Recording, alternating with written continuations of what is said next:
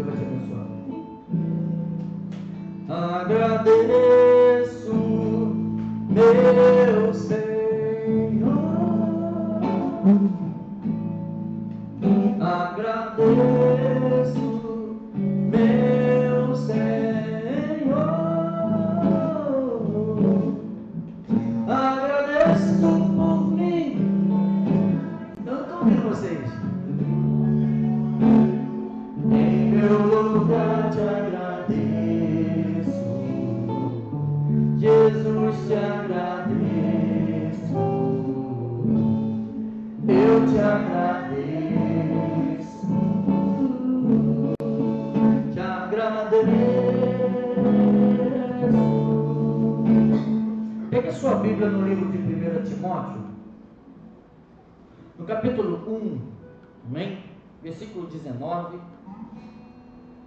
Glórias a Deus. Aleluia. Te louvamos, Senhor Jesus.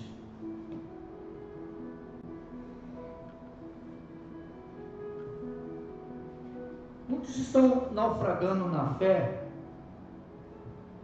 e o apóstolo Paulo, ele chama Timóteo como se fosse um filho na fé, né?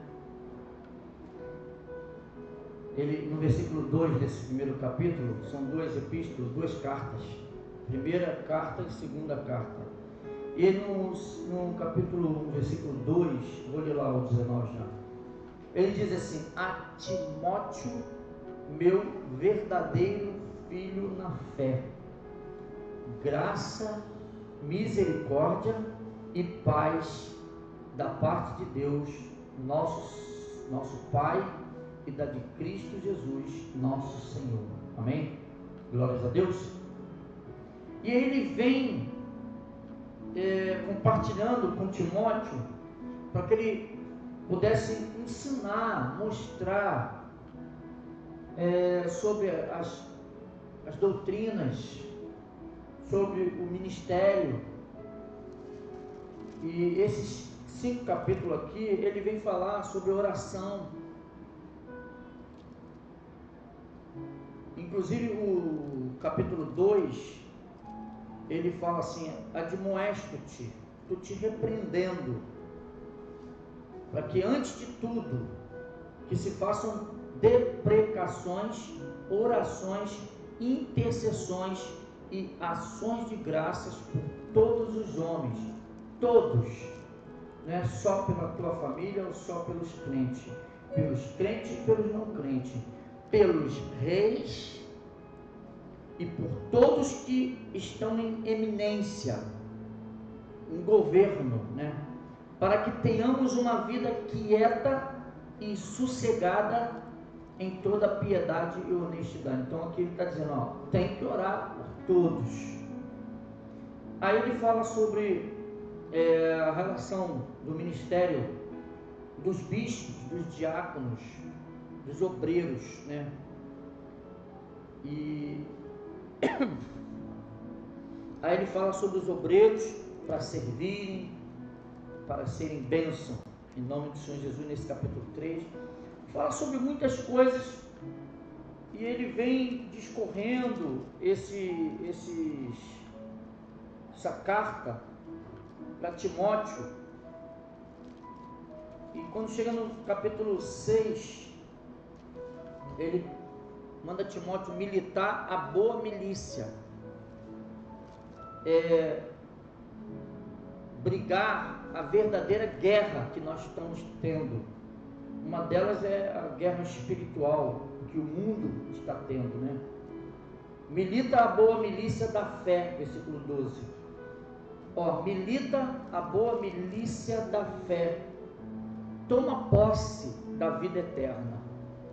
A vida eterna é nossa, amém? A vida eterna é sua, se você acreditar nisso, em nome de Jesus, para o qual também foste chamado, tendo já feito boa confissão diante de muitas testemunhas. Aí ele entra na segunda carta, e aí vai adiante nessas duas epístolas. Mas muitos têm naufragado na sua própria fé. No versículo 19 do capítulo 1 da primeira carta, diz assim: conservando a fé e a boa consciência, a qual alguns, rejeitando, fizeram naufrágio na fé. Conservando a fé, a sua fé espiritual e a boa consciência, ou seja, está falando da sua razão, da razão.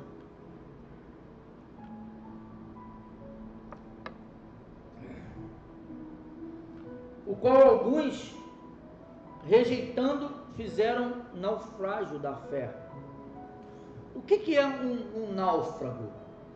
Um náufrago é aquela pessoa, a gente lembra logo de estar num lugar, perdeu o seu meio de transporte, ficou abandonado em algum outro lugar, virou um náufrago, ou boiando no mar, ou então encontrando alguma terra de algum lugar que não tem ninguém e fica ali só, perdido, completamente perdido e desorientado.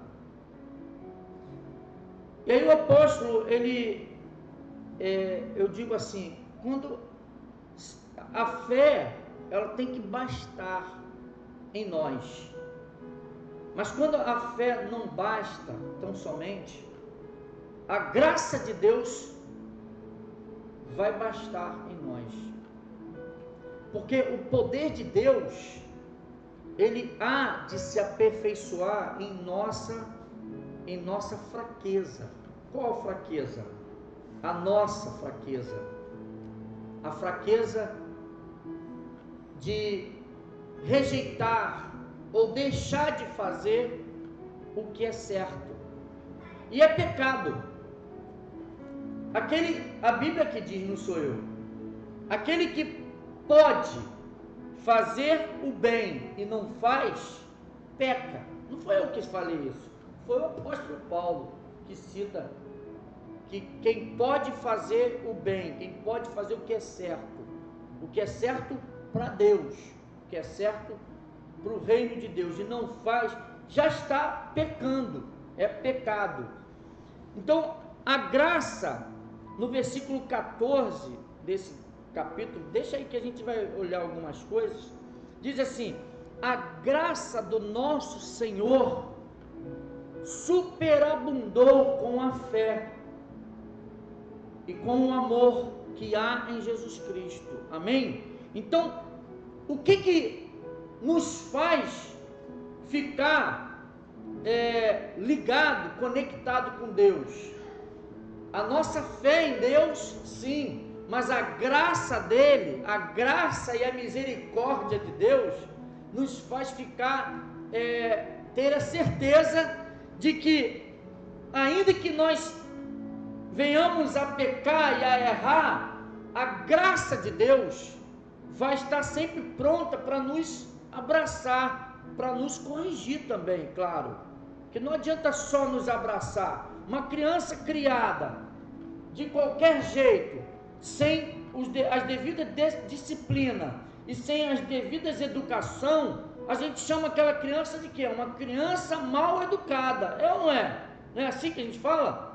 Aquela criança que na rua bate o pé, grita, esperneia na frente de pai e de mãe porque quer alguma coisa, porque quer fazer ou quer isso ou aquilo, e aí os pais ficam desesperados, não é? Porque doido para dar uma chinelada, e se dá uma chinelada sempre vai vir alguém com os direitos da criança, os direitos humanos, e vai falar assim: você não pode fazer isso, você não pode dar uma correção desse jeito no teu filho. E aí fica uma criança mal educada, mal disciplinada. Então, a gente não pode achar que vamos viver uma vida espiritual de qualquer jeito, senão vão ser crentes em Jesus Cristo mal educados, indisciplinados, não tem disciplina. Amém?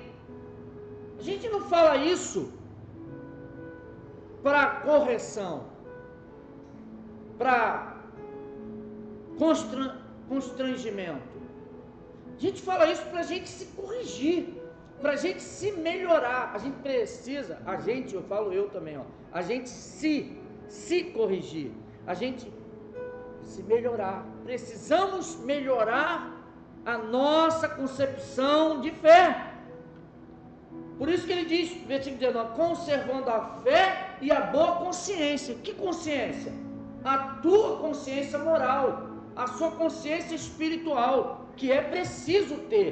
Todos nós sabemos o que a gente precisa fazer para sermos bons cristãos. Todos nós sabemos o que a gente precisa falar diante da sociedade para nos apresentarmos como boas pessoas, de boa índole. É ou não é? A gente sabe quando a gente pisa na bola. A gente sabe quando a gente fala uma besteira. A gente sabe quando a gente age como se não fôssemos cristãos. Parece que a gente veste uma outra roupa e quando a gente está em outro lugar. Parece que veste um outro tipo de argumento quando a gente está em outro lugar. Ou até uma coisa que eu odeio, o crente quando aqui ele é de um jeito, na rua é de outro jeito, no trabalho é de outro jeito, na escola é de outro jeito. Deus que me livre. O que tu é aqui, tu tem que ser na tua casa. E tu tem que ser no teu trabalho. E tem que ser também lá na tua faculdade, no teu colégio. Porque senão, você é um enganador. Está enganando a si mesmo.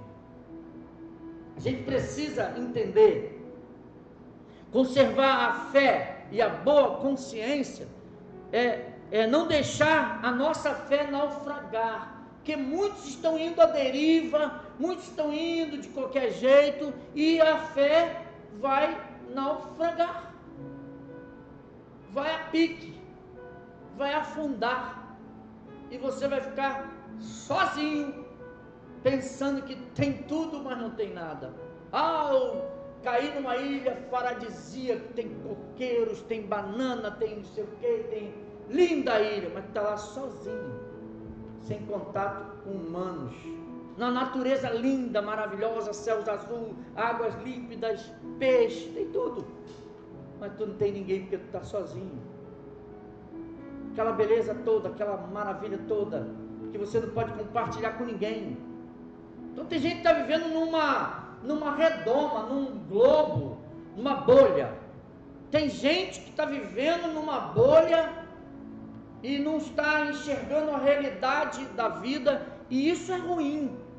A sua fé, ela tem que ser espiritual, mas a tua consciência, a tua fé também tem que ser racional, tem que ter racionalidade.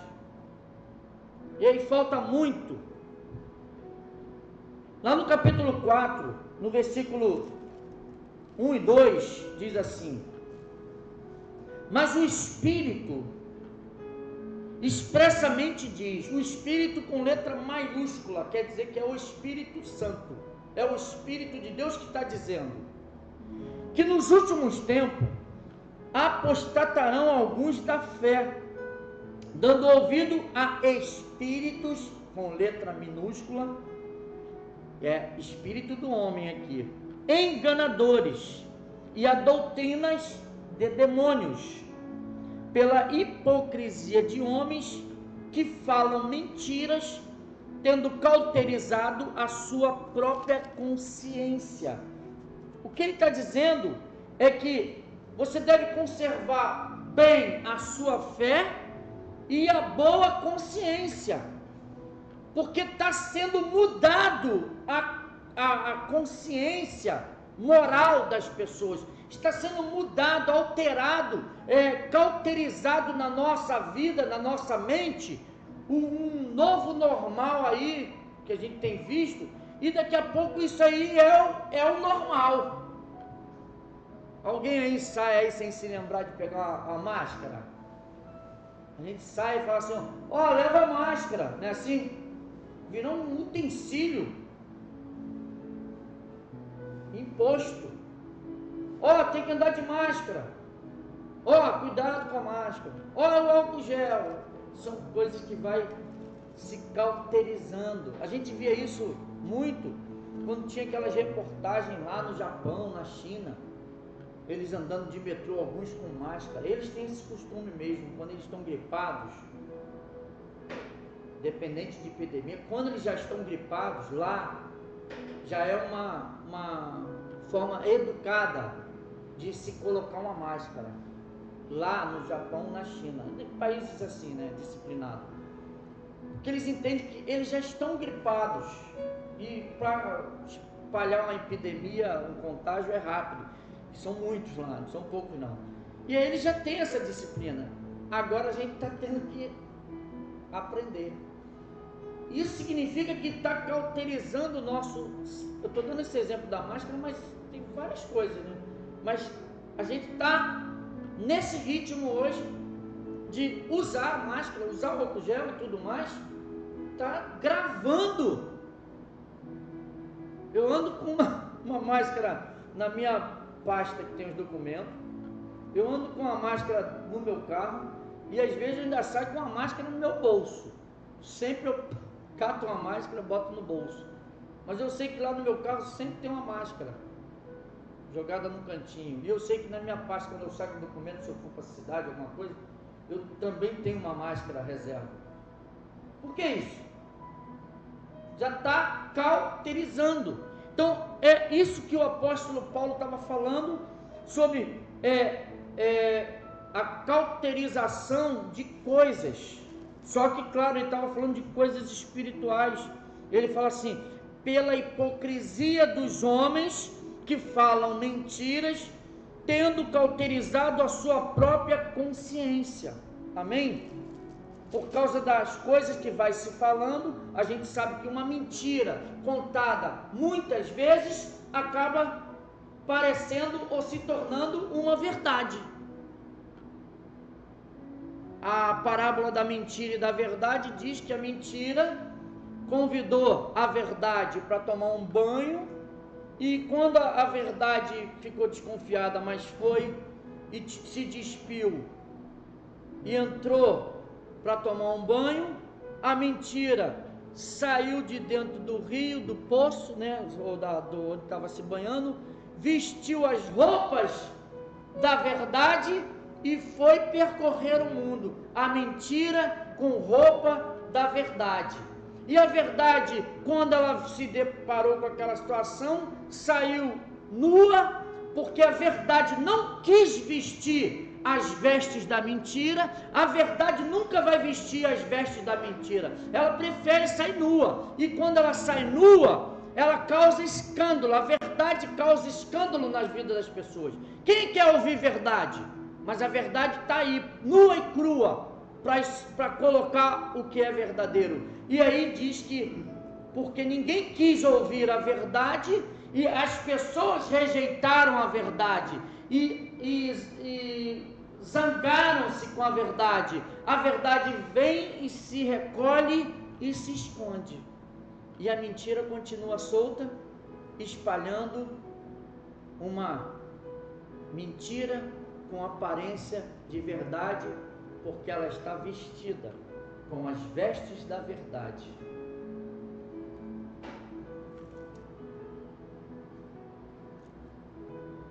Conserva a tua fé, meu irmão.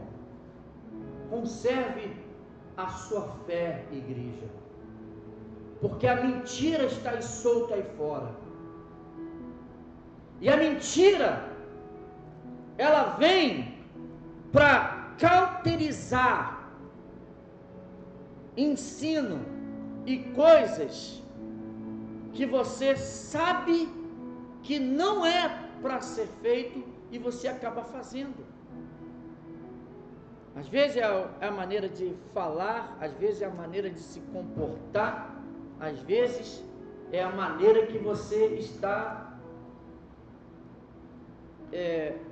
agindo, a sua atitude. Hoje há uma hipocrisia muito grande no mundo e na mídia, principalmente de artistas e gente rica, né? Que diz assim: faz isso, ou não faça isso, e ele vai lá e faz. Hipocrisia. Ou vocês têm que fazer assim, mas eles fazem. Hipocrisia. Isso é uma hipocrisia. E a gente vê que as pessoas estão deixando de aprender, estão deixando de conservar a sua fé e a sua consciência. Nós somos uns seres que têm um corpo que habita nesse mundo material. O meu corpo se comunica com o mundo material. Mas eu tenho uma alma que recebe toda a carga de sentimentos, emoções e intelecto, conhecimentos e entendimento das coisas. Essa minha alma consegue perceber, aprender, consegue se organizar. E além da nossa alma, que é um conjunto de coisas do nosso psique, nós temos um espírito, que quando nós entregamos nossa vida nas mãos de Jesus, a Bíblia diz que nós estávamos mortos, lá no livro de Colossenses capítulo 2, e Ele, o Senhor Jesus, juntamente com Jesus, nos vivificou, nos deu vida, para viver essa vida em abundância. E o nosso espírito agora recebe a vida eterna, porque Jesus quer salvar a minha alma e a tua alma, porque a minha alma e a tua alma, ela está corrompida com os ensinamentos desse mundo, e esse ensinamento tem atrapalhado de nós fazermos a boa, a verdadeira vontade de Deus.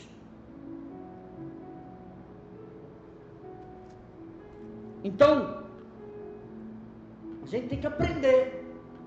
As cartas do apóstolo Paulo, só essas duas cartas aqui de Timóteo, já é para ensinar cada um de vocês que são servo do Senhor, obreiro do Senhor, da maneira de se comportar, da maneira de viver aqui no relacionamento familiar com sua esposa, da maneira de se comportar como um servo do Senhor. Só essas duas cartas aqui já servem e mostram exemplos, maus exemplos e bons exemplos. Já nos corrige de várias coisas, as duas cartas. Se vocês lerem, se vocês entenderem o quanto Deus foi maravilhoso, foi misericordioso em deixar, em nos abençoar, deixando estas palavras abençoadas. Olha, a gente ia ter que vibrar sobre isso. Seja bem-vindo, tá, querido? A gente ia ter, assim, uma alegria de um pleno conhecimento.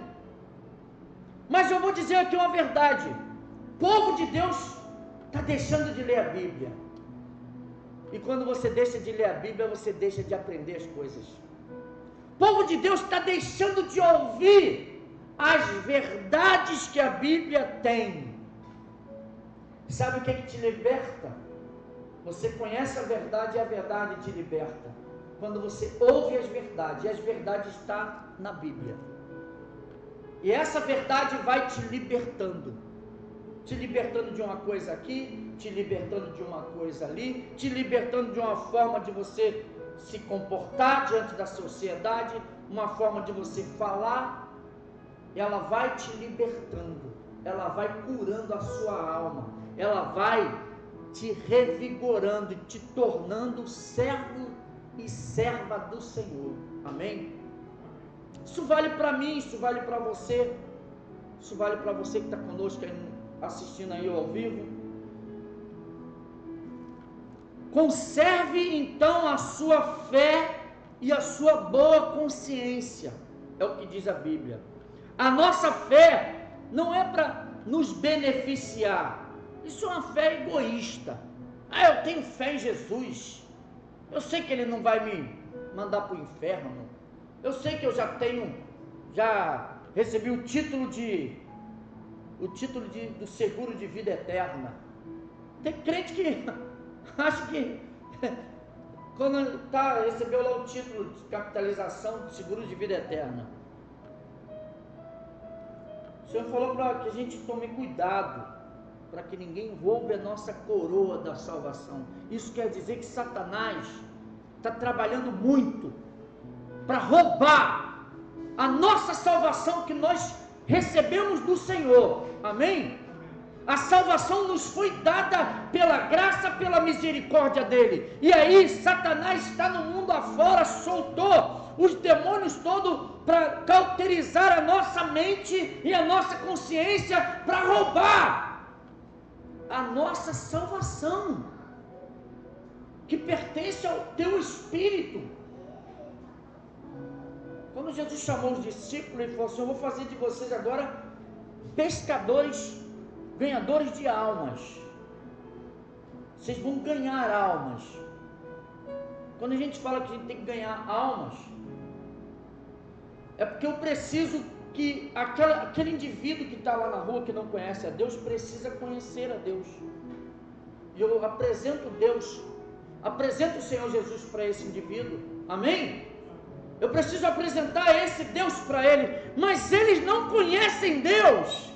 E ele não tem vontade nenhuma de ter conhecimento de Deus, porque ele sabe que Deus vai repreender os maus hábitos dele. E aí você tem que mostrar que esse Deus, ele vai ensinar, como te ensinou, vai ensinar para ele a voltar a ser uma boa pessoa. E que a gente, para ser uma boa pessoa, a gente não precisa fazer um montão de besteirada, nem de falar um montão de besteirada, nem de agir de forma abestada. A gente precisa aprender a ter educação. Filhos educados. Lembra que eu falei no início? Que o pai e a mãe não podem dar uma chinelada, uma cintada. Lá em casa era diferente. Fazia pirraça lá, Dona Márcia, pastora, pegava aqui, ó, essa gordurinha que tem aqui atrás, aqui do braço, aqui, ó. Pegava aqui, só pegava assim, então aqueles alicates de pressão. Plá. Falava assim, ó, se não parar, você vai ser corrigido. E engole o choro. Que na hora de fazer a pirraça, depois eles faz aquele escândalo. Não faz escândalo não. O instante se resolvia. Já falamos aqui que às vezes no meio da igreja queria fazer aquela bagunça, pegava assim, ela levava sempre, quando ela pegava ia caminhando no banheiro, já sabia. E lá no banheiro que tinha um negócio bom. E de repente tinha até uma sandalhada, uma palmada. E aí voltava serenamente, glória a Deus, aleluia. Ficava lá na disciplina, na educação. Filhos tem que ter educação, inclusive no reino de Deus também. Aleluias! A gente vê que a gente não é fiel a Deus. Ah, pastor, que isso, pastor? Mas ele permanece fiel, tá, gente? Lá no livro de 2 Timóteo, capítulo 2, é uma outra instrução que Paulo falou e ensinou. Capítulo 2, versículo 12 e 13, diz assim: se sofremos, também com ele reinaremos. Se o negarmos, também ele nos negará. Se formos infiéis, ele permanece fiel. Não pode negar-se a si mesmo. Mas muita gente fica pensando que se eu continuar infiel, Deus vai ser fiel comigo. Não, ele não está dizendo isso aqui. É um engodo a pessoa achar isso aqui.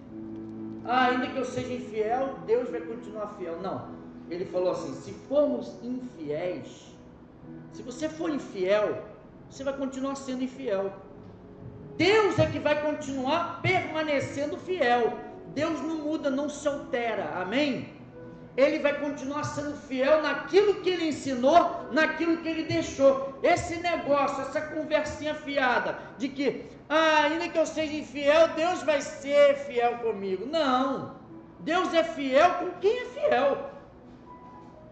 Deus vai ser fiel, ele tem fidelidade, compromisso com quem é fiel. Ou pelo menos busca ser fiel, ou quer se tornar mais fiel. A gente sabe que temos que corrigir muitas coisas, e Deus sabe, e aí Ele nos ajuda. Agora, se um indivíduo só quer viver na infidelidade, na indisciplina, Deus não tem compromisso, nem tem fidelidade com isso. É um versículo que às vezes as pessoas usam errado. Lá no 2 Timóteo, ainda capítulo 1, versículo 12, aí sim, capítulo 1, versículo 12, por cuja causa padeço também, mas não me envergonho. Olha, você está passando da luta, você está aí na batalha, continua firme na tua batalha, sabe por quê? Porque Deus sabe, mas a maior batalha é você declarar isso aqui, ó, porque eu sei em quem tenho crido, e estou certo de que Ele é poderoso para guardar o meu depósito até aquele dia. Amém? Eu padeço, eu tenho meus problemas, me envergonho, mas eu sei em quem eu tenho crido. Você sabe em quem você tem crido? Você está certo de que Ele é poderoso para fazer infinitamente mais, além de tudo que você pede ou pensa? Ele é esse Deus que sabe o que você precisa, em nome de Jesus. Mas ainda assim alguns naufragaram na fé. Alguns têm naufragado na fé, irmão.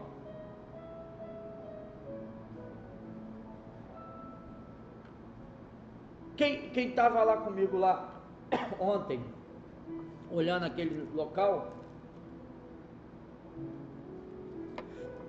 ouviu a mesma história que a gente está passando aqui.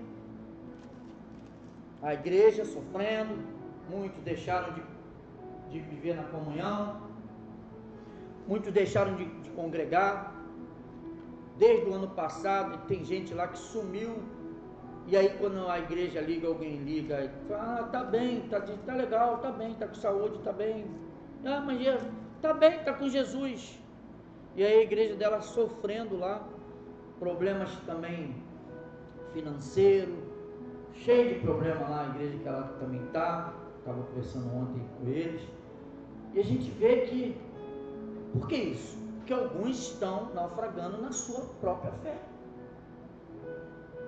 em dar continuidade. A gente sabe, irmão, que o fim de tudo isso aí é a volta de Jesus. O fim de tudo isso está acontecendo aí. Para nós, a única solução é a volta do Senhor Jesus. Pode ser que melhore um pouco para um ou outro, pode ser que as coisas aconteçam aqui ou ali, mas num bloco geral, de forma global, para a igreja, o melhor é a volta de Jesus. Resolve tudo na nossa vida. E temos que esperar por isso, porque muitos estão apostatando a fé. A apostasia é o prenúncio, é o início da manifestação daquele que há de se manifestar, do iníquo. E a gente vê que está acontecendo no mundo uma grande apostasia. E a gente temos que tomar cuidado em nós, é pessoal, é individual, para que nós não venhamos naufragar na fé. está desanimado, está as nossas preocupações fazermos evitar de estar na comunhão. Eu estou esperando na expectativa, eu creio que vai dar tudo certo, e aí eu vou deixar aqui o recado que até a pastora pediu. A partir de semana que vem, a minha sogra vacinou a segunda dose quinta-feira, então vamos dar mais uns dias, né assim, né? A enfermeira está ali, rívida. Mais uma semana, 10 dias, para a segunda dose já fazer um efeito junto com a primeira dose, e aí eu vou passar a trazer a nossa irmã Noêmia. Trazendo a dona Noêmia, eu trago toda a minha casa. Aí vai vir a pastora, vai vir a irmã Noêmia, vai vir o Lucas, vai vir eu, nós 4, e mais os meus 3 netos, os 7, para que não fique uma parte aqui, uma parte lá. Eu espero que a vacina seja liberada o mais rápido para muito mais gente, para poder preencher, as pessoas perderem medo, voltarem a frequentar as igrejas, adorar o Senhor, servir ao Senhor, e a gente voltar a retomar os trabalhos que tem que ser feito para a casa do Senhor. Amém? Mas um pedido da pastora é que mesmo assim, por causa dessas variantes, por causa desses negócios que estão acontecendo no mundo, onde diz que até quem está vacinado pode pegar de novo, ela pede, e fica aqui um recado, está gravado, tá? Fica aqui o recado, para ninguém abraçar a mãe dela. Fala de longe, a mãe dela tem 86, vai fazer 87. Para ninguém poder chegar tão perto assim. Pode falar com a irmã Noêmia, que é a nossa anciã mais velha daqui, pode, mas se evitar. Amém? Para que ela se sinta, a pastora que cuida da mãe, mais tranquila, para que ela permaneça, para poder voltar, estar aqui na casa do Senhor. Amém? Então fica aí o recado para todos. A partir do domingo que vem, a família toda está aqui, em nome do Senhor Jesus, graças a Deus. Então, por que alguns estão naufragando? Porque às vezes não ouvem Deus, não estão ouvindo Deus falar. E o pior, não fala com Deus. Está falando com Deus aí, Jael? Tá? Então tá bom. Pedi para tu ler um texto já, então já está com o texto aí na mão. Não ora, não reflete, não faz uma reflexão. Poxa, aquela palavra que o pastor falou, que palavra bonita. Faz uma reflexão sobre isso. Poxa, aquele texto maravilhoso. Faz uma reflexão sobre isso. Volta lá depois para ler de novo o texto. Em nome de Senhor Jesus, amém? Nós somos dono da verdade. O dono da verdade está aqui, é Jesus Cristo. Ele vai falar de diversas maneiras, de diversas formas ele fala. Mas aí o que está apostatando, naufragando na fé, não ouve Deus, não fala com Deus, não ora, não lê a Bíblia, não reflete. Você está aí no meio desse tudo que eu falei aí? Então está naufragando na fé. Se você está dentro desse contexto, você ora, você fala com Deus, você lê a Bíblia, você faz a sua reflexão, então você está ligado com Deus. Mas se desses quadros que eu passei aqui, você está deixando um ou outro, já está caminhando, naufragando, já está se afogando. Senhor, me ajuda. Jesus, me ouve. É assim, gente morrendo afogada. Até que Jesus joga uma tábua lá, tá bom, vou te salvar. Aí joga uma tábua e tu se agarra na tábua. Aí quando tu se agarra na tábua, fala assim: Senhor, tenha misericórdia, agarrado na tábua. Me leva para um cantinho aí, olha, uma ilha, algum lugar que eu estou aqui cheio de tubarão, cheio de náufrago. É assim, né? Se ele encontrar uma tábua de salvação, ele já começa a pedir outra coisa. E aí quando avista uma ilha, ele fala: glória, aleluia, que tenha comida, que tenha um lugar para eu repousar. Maravilha, tu conseguiu se salvar. dos tubarões, tu conseguiu se salvar na terra agora, tem coco, tem banana, tem fruta, tem peixe, mas você está sozinho. Não adianta de nada tu estar naquela natureza linda, numa ilha linda, e sozinho. A gente precisa estar, povo de Deus, junto. Amém? Alguns estão naufragando na fé também porque tem relacionamentos sem diálogos. Relacionamentos sem diálogos faz você naufragar na fé. Amém? Aquilo que eu disse, não sei se foi na semana passada ou na outra, o pastor, ele tem no mínimo a obrigação de conhecer as pessoas, não é assim? O pastor que conhece as suas ovelhas, a vida, a história. Eu sei que nem todos os endereços ele vai ter, mas ele sabe. Esse aí mora ali, esse mora cá, esse mora ali. Ele é assim, veio aqui, chegou aqui. Relacionamento sem diálogos te leva a naufragar também a fé. Quando você entra na igreja e às vezes você não dá nenhuma parte do Senhor, você entra e cultua a Deus e vai embora. Isso acontece em igreja grande, tá, gente? Falo isso que às vezes quando eu vou num evento, num congresso, em alguma coisa, eu vou. Igreja de 3.000, 5.000 pessoas, tu vai lá, escolhe um banco e senta. Quando eu vou na comunidade Zona Sul, eu gosto de sentar naquela parte ali de trás. Eu passo um ano sem ir lá. No outro ano eu vou. E eu chego lá, eu encontro as pessoas do outro ano. E essas pessoas acabam falando comigo, com a pastora, porque até pensa que nós somos até de lá. E a gente fala: ô irmão, tudo bem, irmão? Ô, pai do Senhor, minha irmã. Esse é um relacionamento náufrago. Eu não sei quem ele é, quem ela é, o nome dela, não sei nada. Estou sozinho ali, na verdade. Estou cheio de gente do meu lado, mas estou só. Então, para você não naufragar na fé, faça relacionamento. Está ali uma visitante ali, ó. Antes dela ir embora, não precisa abraçar, que a gente não está abraçando. Não precisa ficar pegando na mão. Mas deseja ela: ô pai, minha irmã, volta outro dia, volta na quarta-feira, volta aqui no domingo que vem. Diz para ela que ela é bem-vinda. Vira a igreja, vira para lá, faz assim: seja bem-vinda, em nome de Jesus. Seja bem-vinda, querida. É que ela chegou depois do horário, a gente começa às 18. Mas ainda está na bênção, está abençoada. Amém? O que está naufragando na fé também são aquelas pessoas que ouvem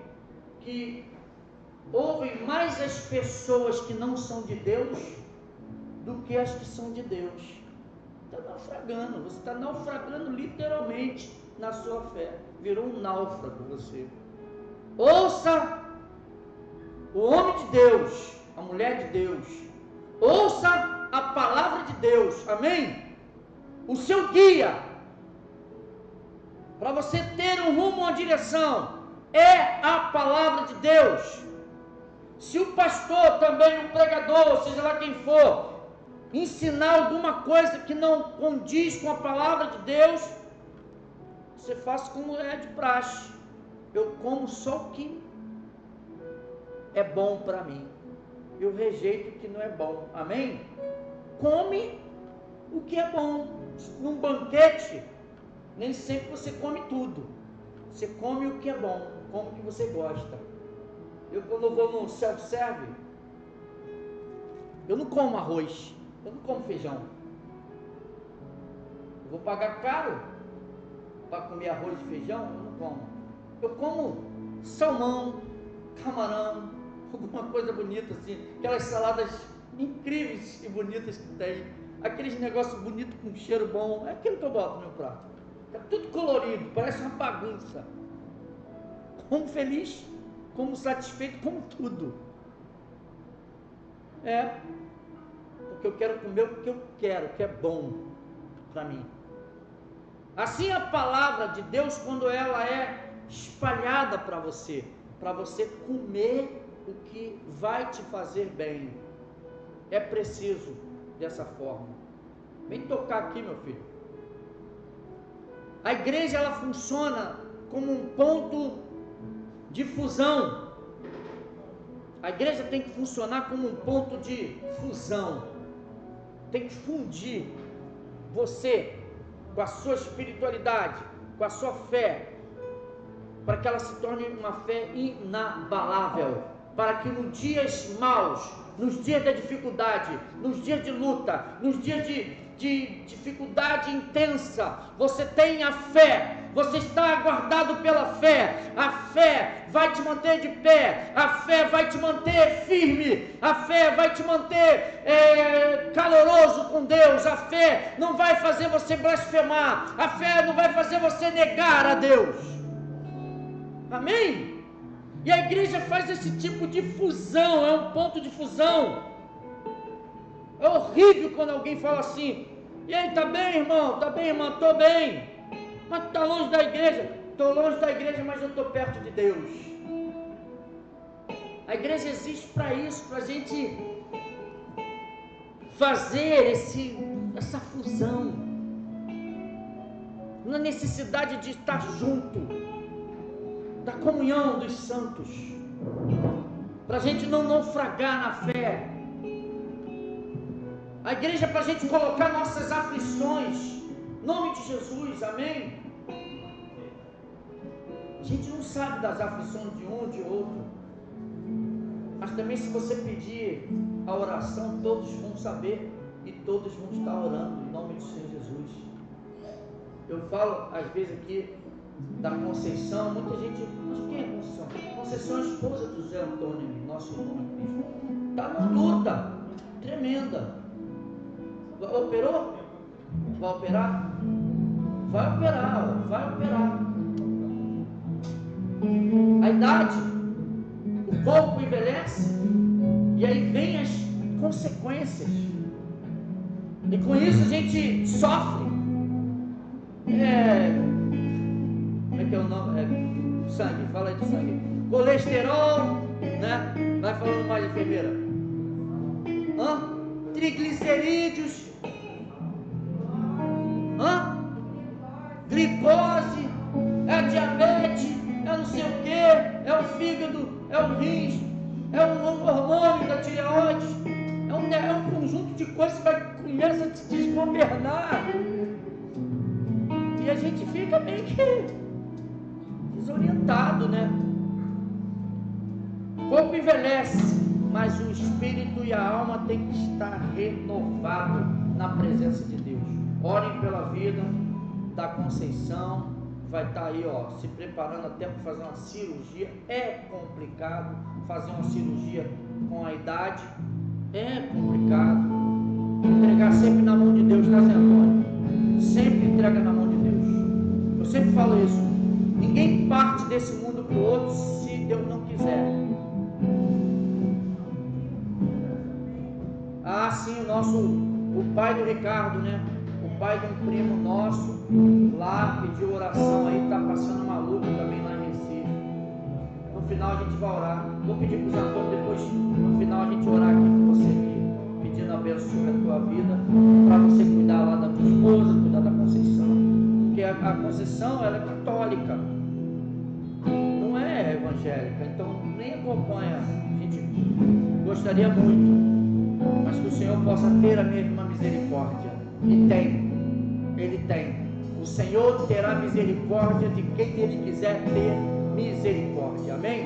É Ele que tem a misericórdia. Nós Deus não quer dizer não. Deus já sabe. Ele que sabe.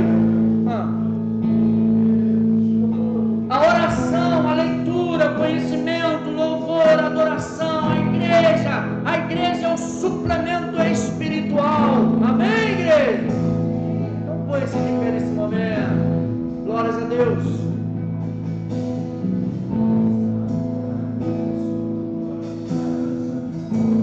Aleluia, Jesus. Glórias ao nome do Senhor Jesus. abençoado você que está conosco aqui também no nosso canal do Facebook. Depois nós vamos transmitir isso direto lá no YouTube. E aí você vai poder ver quantas vezes você quiser ver essa palavra abençoada para você, para a tua vida.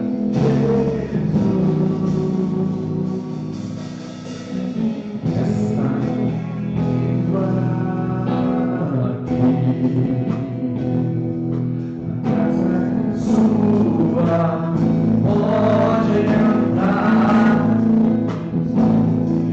em mim, mesmo assim, Senhor, mesmo assim.